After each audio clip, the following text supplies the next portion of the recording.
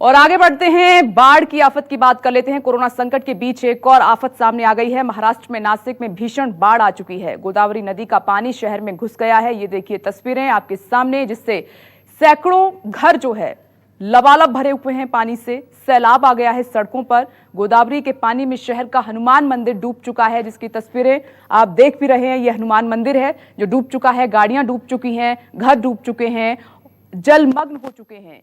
कारें, जितनी भी कारें वहां पर आपको दिखाई दे रही हैं, आधे से ज्यादा डूबी हुई हैं। यह हनुमान मंदिर है जो आधे से ज्यादा डूबा हुआ है। हालात किसी आपातकाल से कम नजर नहीं आ रहे हैं। दो तस्वीरें, एक तरफ हनुमान मंदिर डूबा हुआ आपको नजर आ रहा है, इसी से आप पानी के लेवल का अंदाजा लगा सकते हैं। और इधर जितने भी वाहन सड़कों पर खड़े हुए थे तमाम वो डूब चुके हैं, घरों में पानी घुस चुका है। 2019 की भी तस्वीर आपको याद होगी, यही हालात बने थे। तब भी जो है बाढ़ से हाहाकार मचा हुआ था, लोग घरों में फंसे हुए थे, सड़कों पर पानी था और चारों तरफ तबाही की तस्वीरें थीं।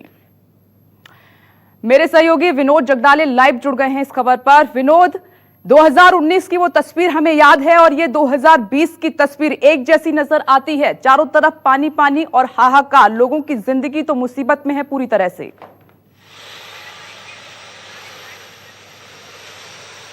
देखिए, मैं सबसे पहले आपको बताना चाहता हूँ, ये जो नासिक के जो बारिश के जो विजुअल्स देख रहे हैं दर्शक, वो कल के हैं। 12 जून को कल दोपहर के 3 से 4 बजे के बीच में ये भारी बारिश हुई थी।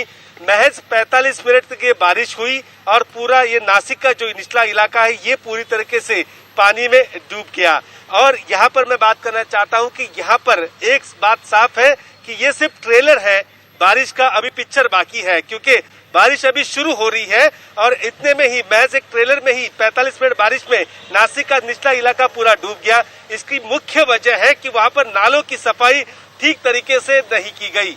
भारतीय जनता पार्टी के नेता है, वो मुंबई में नालों की सफाई को लेकर हमेशा शिवसेना पर निशाना साधते हैं, लेकिन नासिक महानगर पालिका में पिछले 4 सालों से भारतीय जनता पार्टी की सत्ता है। वहां का मेयर भारतीय जनता पार्टी का है और हर साल वहां पर यही आपातकालीन स्थिति भारी बारिश में देखने को मिलती है।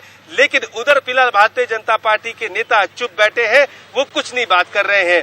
ये पहली ही झलक थी तो इतना पानी भर गया, अब तो बारिश शुरू है। अगले 24 घंटे में ऐसी ही बारिश मुंबई, थाने, नासिक इलाके में होने वाली है। मेट डिपार्टमेंट ने भी इसकी जानकारी दी है। थाने शहर के लिए पीला अलर्ट घोषित कर दिया गया है और ऑरेंज अलर्ट मुंबई के लिए वहां पर घोषित कर दिया गया है।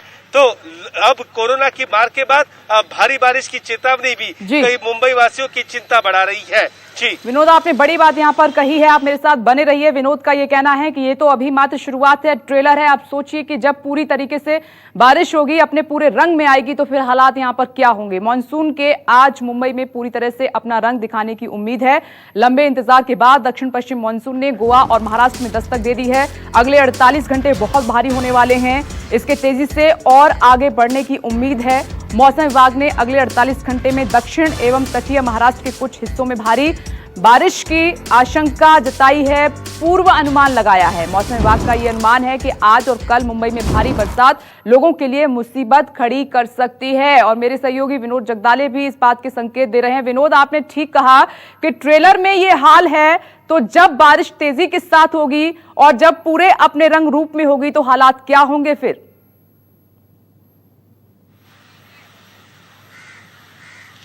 देखिए, वही बात है कि अगर शुरुआत की बरसात में प्री मानसून के जो शॉवर होते हैं उसमें ये हालात है, लेकिन जब मानसून अपनी रफ्तार पकड़ लेगा तो क्या होगा मुंबई का और आसपास के इलाकों का। भारतीय जनता पार्टी ने सीधे सीधे आरोप लगाया है कि मुंबई इस बार फिर से डूबने वाली है, क्योंकि मुंबई में सिर्फ 40% ही नालों की सफाई हो चुकी है। भारतीय जनता पार्टी के विधायक हैं आशीष शेलार, उन्होंने कल ये आरोप लगाया है कि ठेकेदारों ने अपनी मनमानी वहां पर की है, क्योंकि सारे बीएमसी के अधिकारी कोविड-19 की महामारी में जुटे हुए हैं और ऐसे में इनको काम दिया गया और इन्होंने काम मई महीने में शुरुआत किया है। हालांकि मार्च के अंत में मुंबई की नालों की सफाई की शुरुआत होती है और मई 15 तक उसकी डेडलाइन होती है, लेकिन अब तक कई इलाकों में नालों की सफाई नहीं हुई है, निचली इलाकों में भी सफाई नहीं हुई है। तो लिहाजा इस बार मुंबई, लेकिन विनोद, ये तो हर साल का रोना है। 2019 की भी तस्वीरें आपने हमें दिखाई थी, वहां पर हालात बद से बदतर थे। हर साल का रोना है, मात्र होती है तो पॉलिटिक्स होती है, समाधान कहां कभी होता है।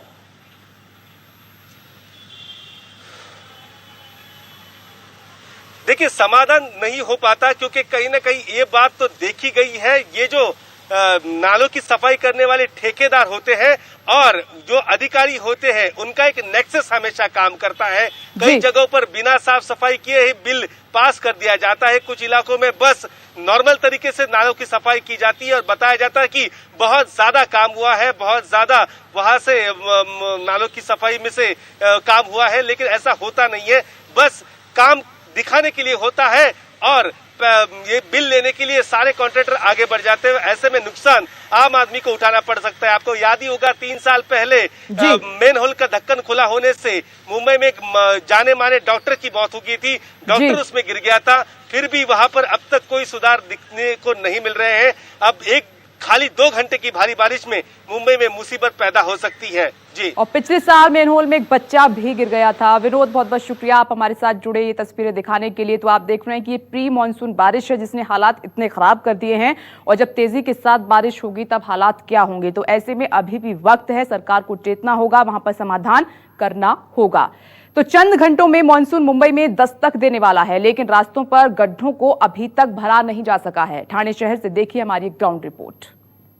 मानसून महाराष्ट्र में पहुंच चुका है और चंद ही घंटों में मुंबई समेत अन्य इलाकों में वो दस्तक देने वाला है।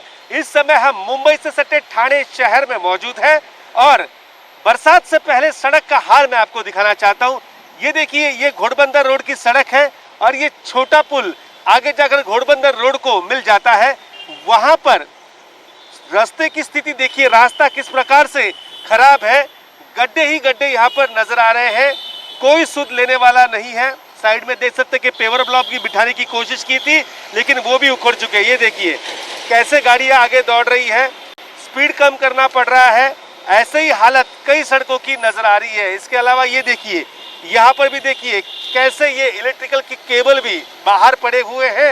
ये जमीन के अंदर होने चाहिए, लेकिन इस पर भी अब तक काम नहीं हुआ है। ऐसे ही सड़कों की हाल कई इलाकों में देखने को मिलते हैं। मुंबई हो, ठाणे हो, कल्याण डोंबिवली हो या फिर विरार, वसई, इन इलाकों में यही हाल सड़कों का देखने को मिलता है। हालांकि ये सभी काम जो गड्ढे पाटना और ये सब सड़क की मरम्मत का काम बरसात से पहले ही होने चाहिए, लेकिन अब तक ये काम जैसे कि तैसे पड़े हैं। इस पर कोई भी प्रशासन का अधिकारी फिलहाल बात नहीं कर रहा है। हालांकि ऐसे गड्ढे बारिश होने के बाद, पानी भर जाने के बाद दुपहिया चलाने वाले लोगों के लिए जान पर बनाते हैं। कैमरामैन अंचल सिंह के साथ विनोद जगदाले, न्यूज़ 24 ठाणे। देखिए रिपोर्ट आपने देखी विनोद जगदाले की कि मुंबई जो बारिश से हालात उत्पन्न होने वाले हैं, मुसीबत पैदा होने वाली है, मुंबई कितनी तैयार है उस पर अभी क्वेश्चन मार्क है। वहीं मुंबई की सड़कों पर गड्ढों पर हमारे संवाददाता इंद्रजीत सिंह की एक रिपोर्ट, ग्राउंड रिपोर्ट आपको दिखाते हैं कि वहां के हालात क्या कह रहे हैं। इस बार का मानसून मुंबई और उसके आसपास लोगों की मुसीबत और बढ़ा सकता है, क्योंकि इस बार नालों की सफाई ठीक से नहीं हो पाई है।